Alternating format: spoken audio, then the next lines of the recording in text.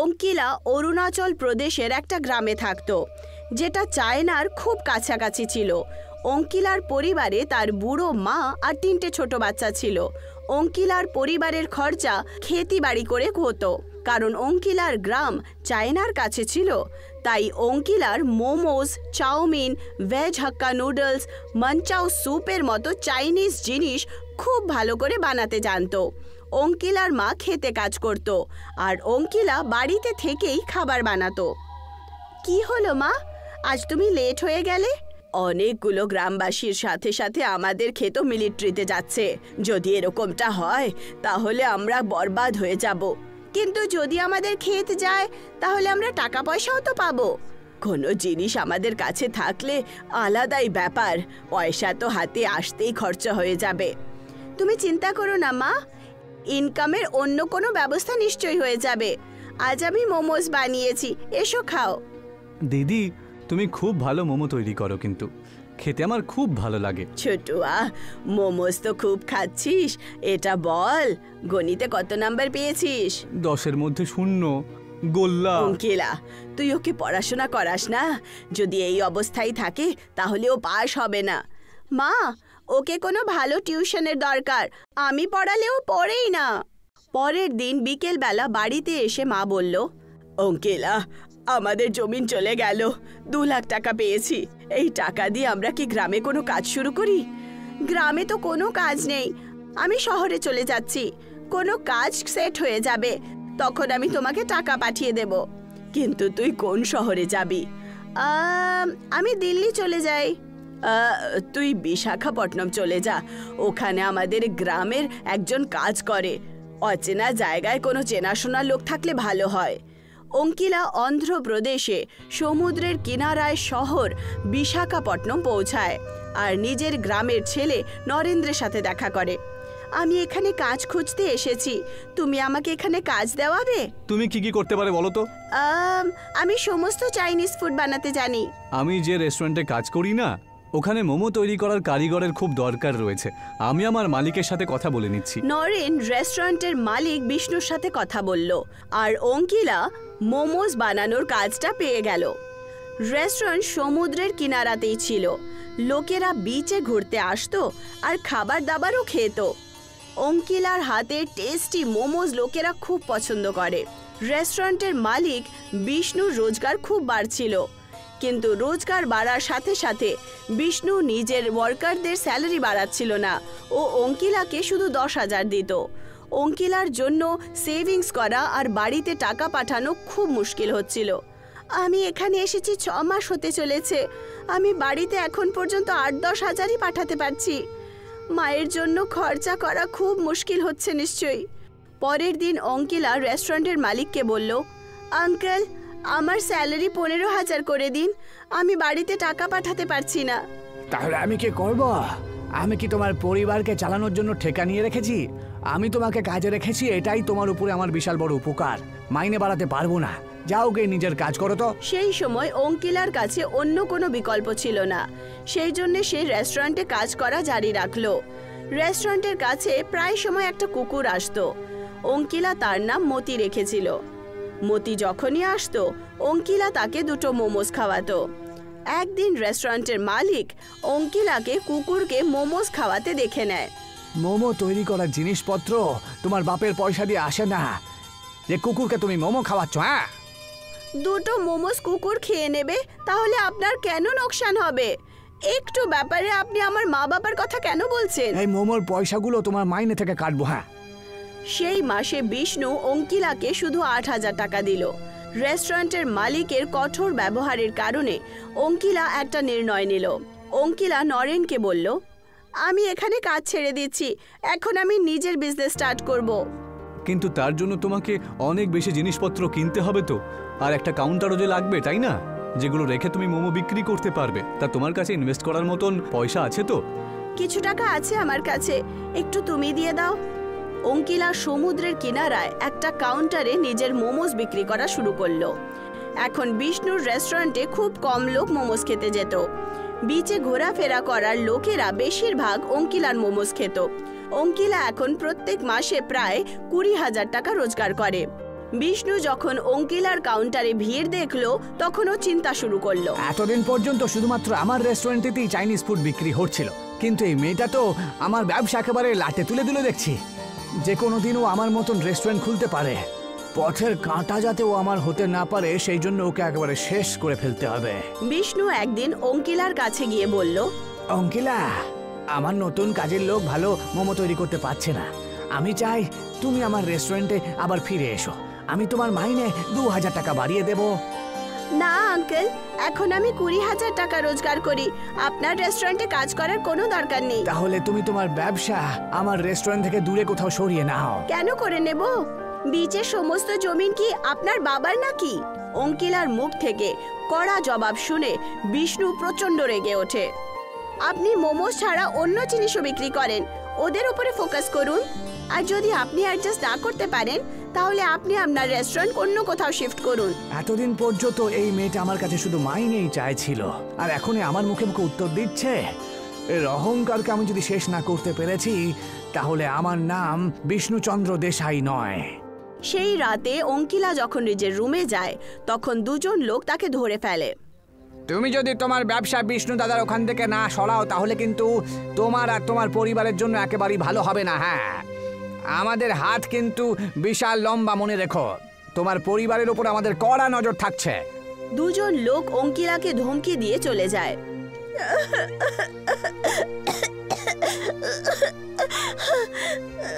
অঙ্কিলা অনেকক্ষণ পর শ্বাস নিতে পারলো। অঙ্কিলা ফোন করে নিজের মায়ের সাথে কথা বলে। তুই ভয় পাস না বাবু, এখানে কেউ আমাদের ক্ষতি করবে না। তুই নিজের কাজ জারি রাখ, তুই এক্ষুনি পুলিশের কাছে যা। অঙ্কিলা পুলিশের কাছে গিয়ে এফআইআর করে। পুলিশ বিষ্ণুর কাছে যায়। বিষ্ণু দাদা, আপনি এখানকার সম্মানীয় মানুষ একজন। আপনি কি কারুর প্রাণ নিয়ে খুনি হতে চাইছেন তাহলে? হ্যাঁ, আরে না না না না ইন্সপেক্টর বাবু, কারুর প্রাণ নেওয়ার আমার কোনো সংকল্প নেই তো। আমি তো শুধুমাত্র ওই মেয়েটাকে একটু ভয় পাওয়াতে চাইছিলাম। এরকম লোককে ভয় দেখানো, হুমকি দেওয়ার কাজ একদম করবেন না, না হলে আইনকে কিন্তু এই ব্যাপারে কাজ করতে হবে। ওই মেয়েটাকে নিজের মতন ব্যবসা করতে দিন, ঠিক আছে? পুলিশের যাওয়ার পর বিষ্ণু ভাবতে শুরু করলো। শক্তি দিয়ে দেখছি কাজ হবে না, আমি বিপদে পড়তে পারি। বুদ্ধি খাটাতে হবে আমাকে। কিছুদিন পর অঙ্কিলার কাছে একটা মেয়ে আসে। হ্যালো ম্যাম, আমি হিন্দুস্তান পে কোম্পানি থেকে এসেছি। প্লিজ আপনি আমাদের কোড স্ক্যানার লাগিয়ে দিন। এর জন্য তো টাকা যাবে, এটা ফ্রি আছে। আপনি আমাকে আপনার মোবাইল দিন, আমি এক্ষুনি অ্যাকাউন্ট লিংক করে দিচ্ছি। অনেকগুলো কাস্টমার্স অনলাইন পেমেন্ট করার কথা বলতো, সেই জন্য অঙ্কিলা ভাবলো যে ওকে স্ক্যানার লাগিয়ে নেওয়া উচিত। অঙ্কিলা নিজের মোবাইল মেয়েটাকে দিয়ে দিল। মেয়েটা একটা হ্যাকার ছিল যাকে বিষ্ণু পাঠিয়েছিল। মেয়েটা অঙ্কিলার ব্যাংক অ্যাকাউন্টের সমস্ত টাকা শেষ করে দেয়। এই নিন, হয়ে গেছে। পরের দিন অঙ্কিলা নিজের এটিএম থেকে টাকা বার করতে গেল, তখনও জানতে পারলো ওর অ্যাকাউন্টে একটা টাকাও নেই। অঙ্কিলা সঙ্গে সঙ্গে ব্যাংকে গেল আর নিজের অ্যাকাউন্টের ব্যাপারে জিজ্ঞাসাবাদ করলো। ব্যাংকওয়ালারা তাকে বলল যে তার সাথে অনলাইন ফ্রড হয়েছে। অঙ্কিলা বুঝতে পেরে যায় যে হিন্দুস্তান পেওয়ালি মেয়েটা তাকে ধোকা দিয়েছে। অঙ্কিলা পুলিশ স্টেশনে মেয়েটার রিপোর্ট লিখিয়ে দেয়, কিন্তু মেয়েটার কোথাও খোঁজ পাওয়া গেল না। অন্যদিকে বিষ্ণু অঙ্কিলার কাউন্টারও চুরি করিয়ে দিল, যাতে অঙ্কিলার সমস্ত জিনিস রাখা ছিল। অঙ্কিলার কাছে এখন ইনভেস্টমেন্টের টাকাও ছিল না, আর নাই কোনো জিনিস। ও কাঁদতে কাঁদতে নরেনের কাছে গেল। আমি বরবাদ হয়ে গেছি নরেন। আরে কি হলো অঙ্কিলা, তুমি কাঁদছো কেন? অঙ্কিলা নরেনকে সমস্ত ঘটনা শোনালো। তুমি কি আমাকে 10,000 টাকা দিতে পারবে? নরেন 2 দিন আগেই গ্রাম থেকে এসেছিল। আমাকে ক্ষমা করে দিও অঙ্কিলা, আমি পরশু নিজের বোনের বিয়ে দিয়ে এসেছি। আমার সব পয়সা বিয়েতেই খরচ হয়ে গেছে গো। অঙ্কিলা বিচে বসে কাঁদতে শুরু করলো। তক্ষুনি ওখানে সেই কুকুর মতি এলো, যাকে অঙ্কিলা মোমোস খাওয়াতো। আজ আমার কাছে তোকে খাওয়ানোর জন্য কিছুই নেই, আমি খুব খারাপ অবস্থায় আছি। মতি হঠাৎ করে একটা দেবতায় পরিণত হয়। আমি সমুদ্রের দেবতা বরুণ, আর কুকুরের রূপ ধারণ করে বিচে ঘোরাফেরা করে মানুষের পরীক্ষা নিই। আপনি আমাকে দর্শন কেন দিলেন? আমি তো কখনো পুজো পাঠও করি না। ঈশ্বর সবসময় কোনো জীবিত প্রাণী রূপ ধারণ করেই পরীক্ষা নিতে আসেন। বরুণ দেবতা অঙ্কিলাকে কিছু বীজ দিলেন। এই বীজগুলো সমুদ্রের বালিতে ছড়িয়ে দিও। সেখান থেকে যে চারাগুলো বেরোবে সেখান থেকে মোমো বেরিয়ে আসবে, আর সেই মোমোগুলো শুধুমাত্র তুমিই নিতে পারবে। এইটুকু বলে বরুণ দেবতা গায়েব হলেন। অঙ্কিলা বীজগুলো মাটিতে পুঁতলো আর পরের দিনই গাছ চলে এলো, যার মধ্যে মোমোজ লেগেছিল। অঙ্কিলা মোমোজগুলো নিল আর একটা পাত্রে জমা করলো আর মোমোজ বিক্রি করতে শুরু করলো। ওই মোমোজে সেম টেস্ট ছিল যেটা অঙ্কিলার বানানো মোমোজে ছিল। বিষ্ণু যখন জানতে পারলো যে অঙ্কিলা মাটিতে মোমোজের গাছ উঠিয়েছে, তখন সে রাত্রিবেলা মোমোজ ভাঙতে গেল। বিষ্ণু নিজের পুরো শক্তি লাগালো, কিন্তু একটাও মোমোজ ভাঙলো না আর না গাছ মাটির থেকে উঠলো। বিষ্ণু বাজার থেকে কিছু বিষাক্ত পোকা আনলো যেগুলো ফসল খারাপ করে। ও মোমোজের গাছের মধ্যে ওই পোকাগুলো ছেড়ে দিল। এইবার হবে আসল খেলা। কিন্তু তা সত্ত্বেও একটা সমুদ্রের ঢেউ আসলো আর সমস্ত মোমোজের গাছ থেকে পোকামাকড় নিয়ে গেল। বিষ্ণু একটা ট্রলিতে অনেকগুলো লাকড়ি ভরে নিল আর সেই লাকড়িগুলোকে মোমোজের গাছে ফেলে দিল আর তারপর সে তার উপরে পেট্রোল দিয়ে আগুন লাগিয়ে দিল। বিষ্ণুর মনে হলো এখন কাজ হয়ে যাবে, কিন্তু তক্ষুনি বিচে খুব জোরে বৃষ্টি শুরু হলো আর আগুন বুঝে গেল। এই বৃষ্টিটাকে এখনই নামতে হলো। তক্ষুনি নরেন ওখানে পৌঁছে গেল। এসব আপনি এখানে কি করছেন বাবু? অঙ্কিলা তো আমাকে বলেই ছিল যে এই মোমোগুলো কোনো ঈশ্বরের বরদান, কোনো ক্ষতি করতে পারবে না কেউ। আরে আমি হলাম নাস্তিক, আমি এইসব দেবতাদের কথা শুনে আর বরদানের কথা শুনে কোনো ভয় পাই না, বুঝেছো? আমি আমার জীবনে সবকিছু অর্জন করেছি নিজে পরিশ্রম করে, আর আমি তোমাকে অঙ্কিলার এই ফ্রি মোমোগুলোকে শেষ করে দেখাবো। হ্যাঁ, তক্ষুনি অঙ্কিলা ওখানে পৌঁছায়।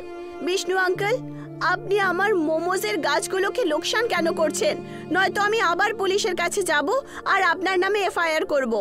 যদিও বারবার পুলিশের কাছে চলে যায় তাহলে আমার ইমেজ একেবারে নষ্ট হবে। এখন আমার এখান থেকে চলে যাওয়াটাই ঠিক হবে। তুমি ভুল বুঝছো অঙ্কিলা, আমি তো শুধুমাত্র এখানে এই মোমোগুলোকে দেখতে এসেছিলাম। তোমার যদি ভালো না লাগে তাহলে আমি এখান থেকে চলে যাচ্ছি। নরেন, তুমি আমার সঙ্গে চলো তো। বিষ্ণু নরেনকে নিজের সাথে নিয়ে বাড়িতে পৌঁছলো। নরেন, একটা কাজ করে দে আমার হয়ে। তুই কিরকম কাজ? তুই তোর গ্রামে যা তো, আর যেভাবেই হোক অঙ্কিলার মা আর ওর ভাইকে অসুস্থ করে তোল যাতো। ওরা যেই একবার অসুস্থ হয়ে যাবে না, তখন অঙ্কিলাকে ওদের দেখাশোনা করার জন্য বাড়িতে ফিরতেই হবে। আর এমন ভাবি অঙ্কিতা আমার রাস্তা থেকে সরে যাবে, তাই না? আর এই কাজের জন্য আমি তোকে 50,000 টাকা দেবো রে। আর তুই যদি বারণ করেছিস না, তাহলে আমি তোকে কাজ থেকে বের করে দেব। নরেন খুব মুশকিলে ছিল, সেই রাত্রিবেলাও ঘুমোলো না। হ্যাঁ ঈশ্বর, এখন আমি কি করি? কাজ তো আমি ছাড়তে পারবো না। আমার বউ বাচ্চারা না খেতে পেয়ে মরবে যে। মালিক যা বলেছে সেটা করা ছাড়া আমার কাছে তো আর কোনো উপায়ও নেই। পরে যা হবে সেটা আমি দেখে নেব। এই পাপটা তো আমি আর নিজে থেকে করছি না, তাই না? আমি বাধ্য হয়ে এই পাপ করতে হচ্ছে আমাকে। ঈশ্বর আমাকে ক্ষমা করে দেবেন। নরেন নিজের গ্রামে গেল আর অঙ্কিলার বাড়িতে মিষ্টির বাক্স নিয়ে গেল। অঙ্কিলার মা নরেনের মাসি ছিল। মাসি, আমি একটা নতুন মোটর বাইক কিনেছি, তার জন্য মিষ্টি নিয়ে এসেছি আমি। অঙ্কিলার মা নরেনকে খুব ভালো করে চিনত। খুব খুশির ব্যাপার সোনা। আর বলো, বাড়িতে সব ঠিকঠাক তো? আর অঙ্কিলা কেমন আছে? বাড়িতে সবাই তো ভালোই রয়েছে, আর অঙ্কিলারও ব্যবসা ভালোই চলছে এখন। আপনার মেয়ে সত্যিই খুব পরিশ্রম করতে পারে। এমন মেয়ে তো যার ভাগ্য ভালো সেই শুধুমাত্র পায়।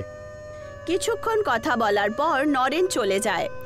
অঙ্কিলার মা আর তার ভাইয়েরা মিষ্টি খেয়ে নিল। ওদের 4 জনেরই জ্বর চলে আসে আর ওরা অসুস্থ হয়ে পড়ল। অঙ্কিলা নিজের পরিবারের দেখাশোনার জন্য বাড়িতে আসতে হলো। এখন আর আমাকে আর কেউ আটকাতে পারবে না। এই গাছগুলোকে উপরে ফেলে দিতে পারবো না তো কি হয়েছে, নষ্ট তো করতেই পারি।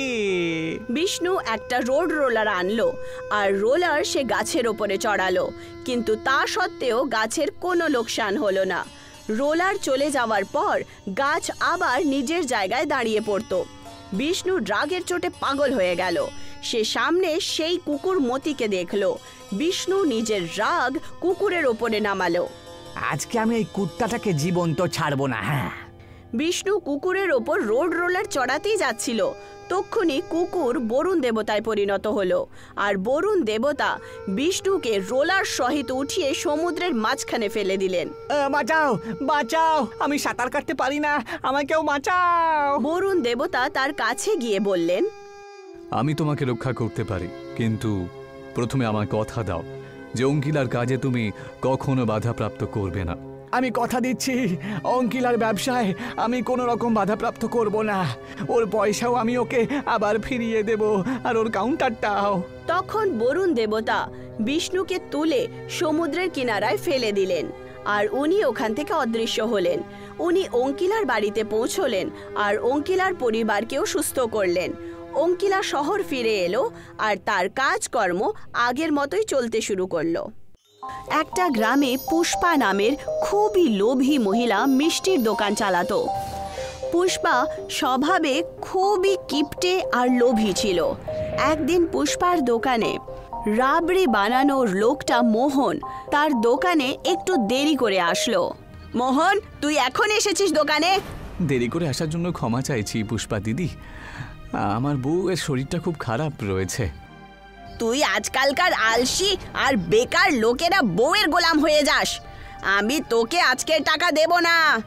হ্যাঁ, এমন করে বলবেন না পুষ্পা দিদি, আমি তো আজকে আপনার কাছে এসে পয়সা বাড়ানোর কথা বলতে চাইছিলাম। কি বললি?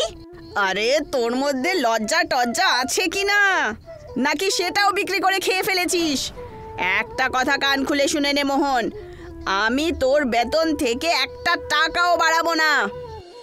দেখুন পুষ্পা দিদি, আপনার দোকানের রাবড়ি কিন্তু দূর দূরান্ত পর্যন্ত ছড়িয়ে রয়েছে, আর সেই দোকানের রাবড়ি কিন্তু আমি তৈরি করি। তাই ভুলে যাবেন না যে অন্য দোকানদারের লোকেরা আমার পেছনে ঘুরে বেড়ায় সব সময়। আপনি যদি আমার বেতন না বাড়ান তাহলে আমাকে বাধ্য হয়ে এখান থেকে কাজ ছেড়ে অন্য জায়গায় যেতে হবে। আরে তাহলে এক্ষুনি ছেড়ে চলে যা না। তোর কি মনে হয় আমার দোকানের রাবড়ি তোর কারণে প্রসিদ্ধ? ঠিক আছে, আমিও আপনার দোকান আর কখনো কাজ করতে চাই না। আমার হিসেব করে দিন, আমি চলে যাচ্ছি। আরে কিসের হিসেব আর কিসের পয়সা? একটা পয়সাও দেব না আমি তোকে। যা করা সেটা করে নে। মোহন অনেক চেষ্টা করলো। মোহন চোখে জল নিয়ে অন্য হালুয়াইয়ের দোকান সুরেশের দোকানে চলে যায়। আমি জানি মোহন যে ওই পুষ্পা একজন খুব লোভী আর বাজে মহিলা। ও তোকে টাকা পয়সা দেবে না। তুই যেই পয়সা বাড়ানোর কথা তাকে বললি, ও তোকে কাজ থেকে বের করার অজুহাত পেয়ে গেল, তাই না? আর বেইমানি করারও। আমি 5 বছর ধরে ওনার দোকানে কাজ করছি, ঠিক কি না বলো? আর এই 5 বছরে আমি কখনো ওনাকে নালিশ করার সুযোগ পর্যন্ত দিইনি। আমি খুব ভালো রাবড়ি তৈরি করি। আমি জানি মোহন, তোর তৈরি করা রাবড়ি অনেক দূর দূরান্ত ছড়িয়ে রয়েছে। সেই জন্য তুই আজ থেকে আমার দোকানে রাবড়ি তৈরি করবি। আর হ্যাঁ, যত পুষ্পা তোকে মাইনে দিত আমি তার থেকে দ্বিগুণ বেশি তোকে দেব। সুরেশের কথা শোনার পর মোহন খুশি হয়ে বলে ওঠে, দেখো চাচা, পুষ্পা দিদির দোকানের রাবড়ি আর বেশি দিন বিখ্যাত থাকবে না। হ্যাঁ, কারণ ওই রাবড়ি তো আমি তৈরি করতাম। কিছুদিন পর জমিদারের বউ আরতি, যে পুষ্পার বন্ধুও ছিল, পুষ্পার দোকানে রাবড়ি খাওয়ার জন্য যায়। কিন্তু রাবড়ি খাওয়া মাত্রই সে রাগের চোটে লাল হয়ে পড়ে। আরতি চিৎকার করে বলে ওঠে, পুষ্পা, পুষ্পা, কোথায় তুই? কি হয়েছে আরতি? আজকের রাবড়িটা কি তোর ভালো লাগলো না নাকি? আরে এটা রাবড়ি না সিঙ্গারার চাটনি? এতে তো একদম মিষ্টি নেই। আগে তো তোর রাবড়ি খুব ভালো ছিল, হঠাৎ করে এই রাবড়ি কি হয়ে গেছে বলতো? চিন্তা করিস না আরতি, আজকে হয়তো ভুল করে আমার চাকর রাবড়ি বানাতে পারেনি। হয়তো কাল থেকে তুই কমপ্লেন করার সুযোগই পাবি না। পুষ্পার কথা শোনার পর আরতি ওখান থেকে চলে যায়। পুষ্পার চাকর দীনেশ পুষ্পাকে বলে, আরে রাবড়ি তো মোহনই সব থেকে ভালো বানাতো পুষ্পা দিদি। আপনি ওনাকে ধাক্কা দিয়ে বাইরে বের করে দিলেন তো? তুই নিজের মুখ বন্ধ রাখ। এই রমেশেরও এরকমই মনে হতো। কিছুদিন পর দেখিস আমার দোকানে রাবড়ি নিতে লোক কি করে লাইন লাগায়। আরে তোরা তো কালকেরই বাচ্চা। আমি রাবড়ির ব্যবসা করছি পুরো 20 বছর ধরে। আমি আমার নিজের বাড়ি, গাড়ি সবকিছু রাবড়ি বিক্রি করেই কিনেছি। কিছুদিন পর পুষ্পার দোকানে রাবড়ি নেওয়ার ভিড় জমা হয়ে যায়। গ্রামের যে কোনো লোক সুরেশের বা অন্য কারোর দোকান থেকে রাবড়ি কেনার জন্য রেডি ছিল না। পুষ্পার দোকানকে ছেড়ে গ্রামের সমস্ত মিষ্টির দোকানে কুকুর আসতে শুরু করে। এটা দেখে মোহন সুরেশকে বলে, আমি এত ভালো রাবড়ি তৈরি করি বাবু, তাও আমাদের রাবড়ি খাবার জন্য কেউ তৈরিই হচ্ছে না। প্রতিদিন যদি এইভাবে রাবড়ি ফেলে দিতে হয় তাহলে আপনি তো একেবারে ফকির হয়ে যাবেন। আমিও তো সেটাই ভাবছি মোহন। মনে হচ্ছে কয়েকদিনের জন্য আমার দোকানটা বন্ধ রাখতে হবে। আমি ঠিক বুঝলাম না বাবু, আপনি কি বলতে চান বলুন তো? মোহন, পুষ্পা দিদির দোকানে কাজ করে মাত্র 5 বছর হয়েছিল, আর আমি 20 বছর ধরে দেখছি যখনই লোকেরা পুষ্পা দিদির দোকানে রাবড়ি খাওয়া বন্ধ করে দেয়, তখনই কয়েকদিনের মধ্যে হঠাৎ করে তার দোকানে ভিড় চলে আসে। জানি না পুষ্পা দিদি কি এমন চমৎকার করে, তারপর থেকে আর কোনো গ্রাহকেরই ওর রাবড়ি ছাড়া অন্য কারুর দোকানের রাবড়ি ভালো লাগে না। এখন কি হবে বাবু? এখন তো ঈশ্বরই আমাদের সাহায্য করবেন। কিছুদিন পর সুরেশের দোকানে একটা পাগল ব্যক্তি এসে দাঁড়িয়ে পড়ে আর কিছু খাবার চাইতে শুরু করে। ওই পাগল ব্যক্তি হাতে 2টো মাটির কলসি ধরে রেখেছিল।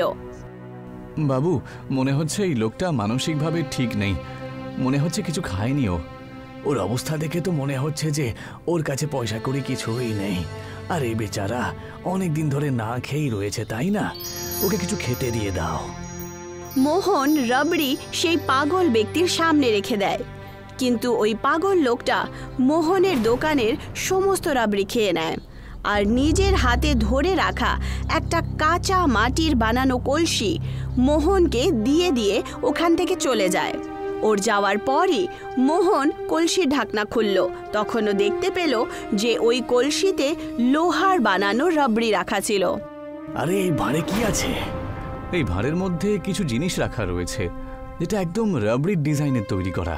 বেচারা দুধের তৈরি সব রাবড়ি খেয়ে চলে গেল আমাদের এখান থেকে, আর লোহার রাবড়ি দিয়ে চলে গেল। কিছুক্ষণ পর সেই পাগলই পুষ্পার দোকানে গিয়ে বসে পড়ে। দিনেশ পুষ্পার নজর থেকে লুকিয়ে কিছু রাবড়ি ওই পাগল লোকটাকে খাওয়ায়। রাবড়ি খাওয়ার পর পাগল ওখান থেকে যেতেই শুরু করলো। আরে কোথায় যাচ্ছ? রাবড়ি খেয়েছো তো টাকা দিয়ে যাও না। আরে ছেড়ে দিন না পুষ্পা দিদি, ও তো পাগল, তাই না? আরে পাগল তো কি হলো, পাগলদেরকে ফ্রিতে খাওয়ানোর জন্য এই ধাবা খুলিনি। আর এই লোকটার হাতে কি আছে? হ্যাঁ, পুষ্পা সেই পাগলের হাত থেকে কলসিটা ছিনিয়ে নেয়। পুষ্পা যেই মাত্র সেই কলসিটা খোলে তখন তার চোখ ছানা বড়া হয়ে ওঠে। সেই কলসির ভেতরে রাবড়ির আকারের হিরে চমকাচ্ছিল, কিন্তু কিছুক্ষণের মধ্যেই পুষ্পার সেই হীরের কলসিটা লোহা আর পাথরের কলসিতে পরিবর্তিত হয়, আর অন্যদিকেই মোহনের কলসিটা হীরের রাবড়িতে পরিবর্তিত হয়। বাবু, এ তো হীরের রাবড়ি তৈরি হয়ে গেল দেখছি। ওই পাগল লোকটা কোনো মায়াবী লোক ছিল। মোহন আর সুরেশ খুব ধনী হয়ে ওঠে। ওদের দুজনের এইরকম উন্নতি দেখে পুষ্পার চাকর দিনেশ পুষ্পাকে বলে ওঠে, একে ওই পাগলটা আপনার কাছে ফ্রিতে রাবড়ি খেয়ে গেল, আর হীরের রাবড়ি মোহন আর সুরেশকে দিয়ে দিল। আমার মনে হচ্ছে ওই হীরের রাবড়ির মধ্যে আপনার অধিকার ছিল, তাই না? এটা শুনে পুষ্পা রাগের চোটে মুখ লাল করে নেয়। ও সঙ্গে সঙ্গে কিছু গুন্ডাদেরকে নিয়ে সুরেশ আর মোহনের দোকানে পৌঁছে ওদের কাছে মারপিট শুরু করে দেয়। কিছুক্ষণ পর ওখানে গ্রামের লোকেদের ভিড় জমা হয়ে যায় আর পুলিশও চলে আসে, যারা পুষ্পারই পক্ষে ছিল। ওই পাগলটা যে হীরের রাবড়ি তোদের দুজনকে দিয়েছিল সেটা আমার ছিল, ভুলবশত সে ওই কলসিটা আমাকে দিয়ে গেছিল। এটা একেবারেই অন্যায়। নিজের মুখ বন্ধ রাখ আর চুপচাপ আমাকে হীরের কলসিটা ফেরত দিয়ে দেখুনি। পুষ্পা ওদের দুজনের কাছে খুব বাজেভাবে ঝগড়া করছিল, তক্ষুনি ওখানে সেই পাগলটাই পৌঁছে যায়।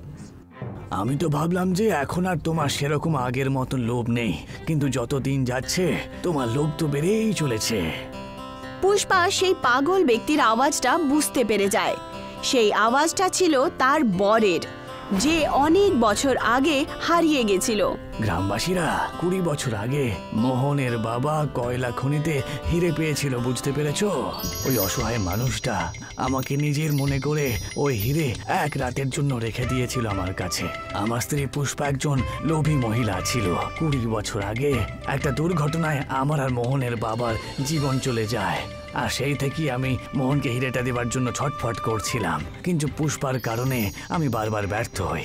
আর আমি জানতাম যে পুষ্পার এই লোভই এখানে টেনে নিয়ে আসবে। এইটুকু বলে হঠাৎ করে ওই পাগল ব্যক্তি গায়েব হয়ে যায়। পুলিশ পুষ্পাকে অ্যারেস্ট করে নেয়। জিজ্ঞাসাবাদ করার সময় পুষ্পা নিজের ভুল স্বীকার করে নেয়। আদালত পুষ্পাকে সারা জীবনের শাস্তি শুনিয়ে দেয়।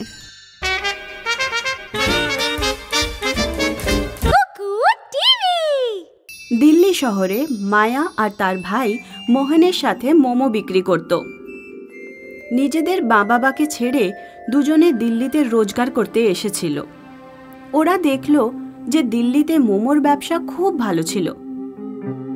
দিদি, ব্যাস 1 সপ্তাহ হলো আর আমাদের খুব ভালো রোজগার হচ্ছে। আমি তো খুব খুশি দিদি। যদি তোমার কাজ এভাবে ভালোভাবে চলতে থাকে তাহলে আমরা খুব তাড়াতাড়ি মা বাবাকেও দিল্লিতে ডেকে নিতে পারি। মায়া আর মোহন খুব পরিশ্রম করে নিজেদের কাজ করছিল। আস্তে আস্তে ওদের দোকানের সামনে লম্বা লাইন পড়তে শুরু হয়ে যায়। ওদের দোকানের পাশেই কালা আর মন্টুর দোকানও ছিল। মান্টু ভাই, দেখছো ওদের দুজনকে? হ্যাঁ, এরা যদি এখানেই থাকে তাহলে আমাদের দোকান বন্ধ করে দিতে হতে পারে।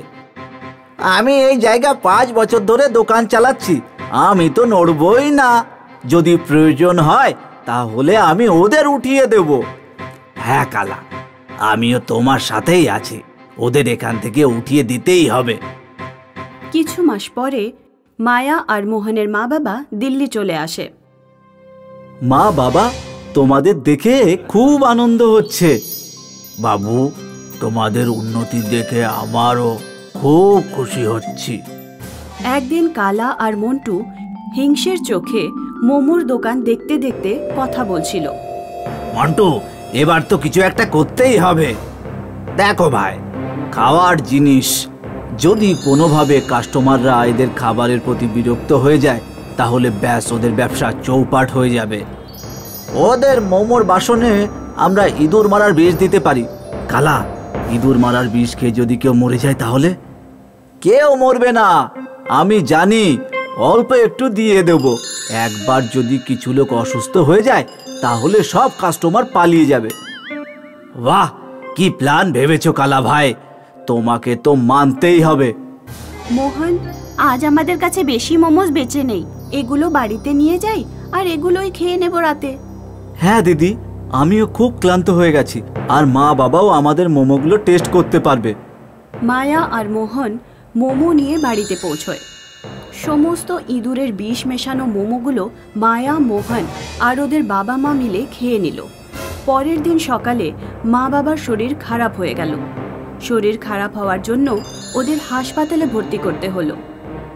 ওদের ফুড পয়জন হয়ে গেছে। ওদের বয়সের জন্য ওদের শরীর কমজোরি হয়ে যাচ্ছে।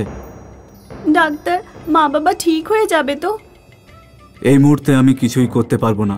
ভগবানের কাছে প্রার্থনা করো যাতে ওনারা ঠিকঠাক হয়ে যান। দিদি, আমাদের কাছে যা টাকা আছে তা দিয়ে কি মা বাবার চিকিৎসা হয়ে যাবে? জানি না মোহন, কিন্তু আমরা চেষ্টা করব যাতে মা বাবা তাড়াতাড়ি সুস্থ হয়ে যায়। তুমি ওনাদের সাথে থেকো, আমি দোকানে যাচ্ছি। মাসখানেক পর মায়া আর মোহনের মা বাবা সুস্থ হয়ে বাড়ি ফিরে আসে। কিন্তু মায়া আর মোহনের সব টাকা মা বাবার চিকিৎসায় খরচ হয়ে যায়। মায়া আর মোহনকে তাদের ঘর বাড়ি ছেড়ে একটা ছোট্ট বাড়িতে যেতে হলো। নিজের দোকান ছেড়ে ঠেলায় যেতে হলো। 4 বাটি মোমো বানানোর বদলে 1 বাটি মোমো বিক্রি হতো, ব্যাস। মন্টু ভাই, এদের সাহস তো দেখো, এত কিছু হওয়ার পরেও এখানে ঠেলা নিয়ে চলে এসেছে মোমো বিক্রি করতে। আর কিছু সময় এদের অবস্থা দেখে মনে হচ্ছে বেশি দিন টিকতেও পারবে না। সেই সময়ই ঠেলাতে কিছু কাস্টমার আসে। দিদি, কাল আপনাদের এখান থেকে 1 প্লেট মোমো খেয়েছিলাম আমি। মোমো খেয়েই আমার পেট ব্যথা একেবারে কমে গেল। আজ 2 প্লেট খাবো। নিশ্চয়ই খাবেন স্যার, আমি এক্ষুনি দিচ্ছি। মা, কাল তোমাদের মোমো খেয়ে আমার হাঁটুর ব্যথা কম হয়ে গেছে, আজকেও দিও 1 প্লেট। মোহন, তোমাদের মোমো খেয়ে আসার 1 বছরের পুরনো পায়ের ব্যথা ঠিক হয়ে গেছে, আর আমার বউয়ের কোষ্ঠকাঠিন্য হচ্ছিল সেটাও ঠিক হয়ে গেছে। এমন কি জাদু আছে তোমাদের মোমোতে যে অসুস্থ ঠিক হয়ে যাচ্ছে? হ্যাঁ, আজ 10 প্লেট প্যাক করে দাও, পুরো পরিবারকে খাওয়াবো। মন্টু ভাই, আমার তো দোকান বন্ধ করে গ্রামে ফিরে যাওয়ার অবস্থা হয়ে উঠেছে। সব কাস্টমাররা শুধু মোমো খায়। আমার শরীর খারাপ করার চেষ্টা করলাম, কিন্তু এখান তো উল্টোই হচ্ছে। ওদের মোমো দিয়ে তো লোকজনের শরীর ঠিক হয়ে যাচ্ছে। মায়া আর মোহনের উন্নতি আকাশ ছুঁয়ে যাচ্ছিল। এখন ওদের কারিগরের দরকার পড়ল। আর কালা আর মন্টু হাত জোড় করে ওদের কাছে ক্ষমা চাইল। ওরা সব সত্যি কথা বলে দিল। এসব শুনে মায়া প্রচণ্ড রেগে গেল আর ওদের কাজে রাখতে মানা করে দিল। কালা আর মন্টু কাঁদতে কাঁদতে ওদের দোকানে ফেরত চলে গেল আর গ্রামে চলে গেল। মায়া আর মোহন ওদের জাদু মোমোর জন্যে খুব নামি দামি আর ধনী লোক হয়ে গেল। অঞ্জু আর সাগরের পরিবার দিল্লির কাছে গোপালপুর নামের এক গ্রামে থাকত। ওর মা স্কুলে আয়ার চাকরি করত আর বাবা অসুস্থ হওয়ার জন্য বাড়িতেই থাকত। অঞ্জু, রিমোট দে, আমি ফাইট দেখছিলাম, তুই মাঝখানে কোথা থেকে এলি? বাবা দেখো না, আমি জল খেতে গেছিলাম, সেই ফাঁকে ও রিমোট নিয়ে নিয়েছে। বাবা, ও 2 ঘন্টা ধরে ফাইট দেখছে, আমি রিমোট দেব না। তোর যত বাজে বাজে সব নাটক রোজ হয়, একদিন না দেখলেই বা কি হয়? নিজেদের মধ্যে ঝগড়া না করে এক এক করে নিজেদের জিনিস দেখে নাও। তোরা দুজন আবার লড়াই শুরু করেছিস। মা, আজ তুমি এত তাড়াতাড়ি চলে এলে? স্কুল কি আজও বন্ধ? হ্যাঁ বাবু, স্কুল আজ আবার বন্ধ। জানি না কবে খুলবে। মনে হয় এই চাকরি ছাড়তে হবে। আজ তোরা কি খাবি বল? মা, আজ রাজমার ভাত খাবো। আপনার হাতে রাজমা ভাত খেতে খুবই ভালো লাগে। কিছুদিন পর অঞ্জু আর সাগরের মার চাকরি চলে গেল। এবার কি হবে মা? আমরা কি না খেয়ে মরে যাব? না সোনা, এমন বলে না। আমরা নতুন কিছু কাজ খুঁজবো। মা, দিল্লি গেলে কেমন হয়? রাজমা আর ভাতের দোকান খুলবো ওখানে। আমার বন্ধু রাজুর বাবার দিল্লিতে ছোলে ভাটুরার দোকান আছে। রাজু বলছিল ওর বাবা প্রতি মাসে 40,000 টাকা করে রোজগার করে। কিন্তু বাবা, বাড়িতে তোর বাবাকে কে দেখবে? মা, তুমি সাগরকে নিয়ে দিল্লি চলে যাও, আমি বাবার দেখাশোনা করব। সাগর আর তার মা দিল্লি পৌঁছায়। ওরা একটা ঠেলা বানায় আর একটা ব্যস্ত রাস্তায় রাজমা ভাত বেচতে শুরু করে। মা রাজমা ভাত বানাতো আর সাগর লোকজনকে খাওয়াতো। আসুন, সুস্বাদু রাজমা ভাত খেয়ে যান, মাত্র 20 টাকা প্লেট। আসুন, রাজমা ভাত খেয়ে যান।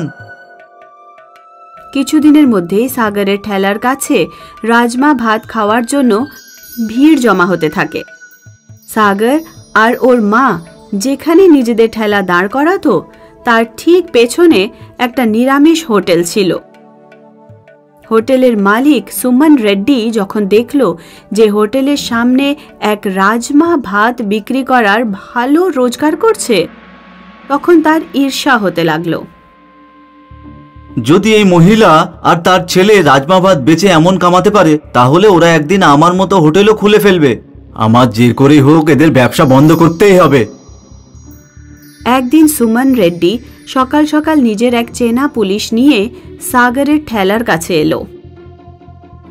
নিজেদের ঠেলা এখান থেকে সরাও, তোমার আমার হোটেলের সামনে ঠেলা লাগিয়েছো আর তোমরা রাস্তাও জ্যাম করছো। সাগর আর তার মা ঠেলা সরানোর আগেই সুমন ওদের ঠেলায় লাথ মারে আর ঠেলা কিছুটা এগিয়ে উল্টে যায়। সুমনের সাথে একটা পুলিশও ছিল, সেই জন্য সাগর আর তার মা সুমনকে কিছুই বলতে পারে না। ওরা চোখে জল নিয়ে থমকেই থাকে। মা, আমি এক্ষুনি গিয়ে সুমনের দাঁত ভেঙে দেবো। না বাবু, এটা শহর, আমাদের গ্রাম নয়। পুলিশ তোকে ধরে ফেলবে। আইন সব সময় বড় লোকেদের থেকেই থাকে। আমরা অন্য কোথাও না হয় ঠেলা লাগাবো। ঠেলা পড়ে যাওয়ার দরুন সব রাজমা ভাত মাটির সাথে মিশে নষ্ট হয়ে গেছিল। মা, আমাদের নতুন রাজমা আর চাল কিনতে হবে। রাস্তায় একজন রাজমা আর চাল বেচতে আসে। দাদা, রাজমার চালের দাম কত? নিয়ে নিন দিদি ভাই, আপনার জন্য কম করে দেব। সাগর আর ওর মা একসাথে 20 কিলো রাজমা আর 20 কিলো চাল কিনে নেয়। পরের দিন যখন ওরা রাজমা ভাত বানিয়ে এক কাস্টমারকে দিল, তখন কাস্টমার বলল, আপনার রাজমা ভাতে চিকেনের গন্ধ পাচ্ছি। রাজমা ভাতে চিকেনের স্বাদ? এটা কি করে হয়? সাগর আর ওর মা রাজমা আর ভাত খেয়ে দেখে। তাদেরও মনে হয় যেন সুস্বাদু চিকেন খাচ্ছে। মানুষের মধ্যে রাজমা ভাতে চিকেনের স্বাদের কথা ছড়িয়ে পড়ে, আর দূর দূর থেকে মানুষ সাগরের ঠেলায় এসে রাজমা ভাত খেতে থাকে। ভিড় এত বেড়ে যায় যে ওরা অঞ্জুকেও ডাকতে বাধ্য হয়। মাত্র 20 টাকার রাজমা ভাতে চিকেনের স্বাদ, কে না ছাড়তে চাইবে এটা? রাজমা ভাতে চিকেনের স্বাদের কথা সুমনের কানেও পৌঁছয়। এরা নিশ্চয়ই চালাকি করে রাজমা ভাতে চিকেন মেশাচ্ছে হয়তো। আমিও আমার খাবারে লুকিয়ে চিকেন মেশাবো, আর তাহলে আমার বিক্রিও অনেক বেড়ে যাবে। সুমনও নিজের শুদ্ধ নিরামিষ খাবারে চিকেন মেশাতে থাকে। একদিন এক বড় রাজনৈতিক দলের নেতা সুমনের হোটেলে খাবার খেতে আসে। সে খাবারে চিকেন পায়। এই হোটেলের মালিক, এটা কি? তুমি আমার খাবারে চিকেন মিশিয়ে আমার ধর্ম ভ্রষ্ট করছো। নেতা সুমনকে ধরে খুব পেটায় আর সুমনের হোটেল বন্ধ করিয়ে দেয়। ওদিকে সাগরের ঠেলাতে ননভেজ খাওয়ার লোক বেড়েই চলেছিল। অবশেষে বাধ্য হয়ে সুমন সাগরের মায়ের কাছে পৌঁছলো। দিদি ভাই, আমি আপনার সাথে যা করেছি তার জন্য ক্ষমা চাইছি। আমার হোটেল আর চলছে না। আপনি যদি আমার হোটেল কিনে নেন, আমি খুব খুশি হব। আমি এখান থেকে চলে যাব আর অন্য কোথাও গিয়ে আবার নতুন করে হোটেল খুলব। সাগর আর তার মা সুমনের হোটেল কিনে নিল। মা, আমাদের যা কিছু সব ওই লোকটার জন্যে, যে আমাদের জাদুর রাজমা আর চাল দিয়েছিল। আমি ওকে অনেক খুঁজেছি, কিন্তু ওকে কোথাও পাইনি। মনে হয় উনি ভগবানেরই দূত, আমাদের জন্য পাঠিয়েছেন ভগবানেরই দূত। মা, ভগবানের দূত কি বাস্তবে হয়? জানি না মা, কিন্তু অনুভবে তো মনে হয় যে হ্যাঁ, ভগবানের দূত হয়।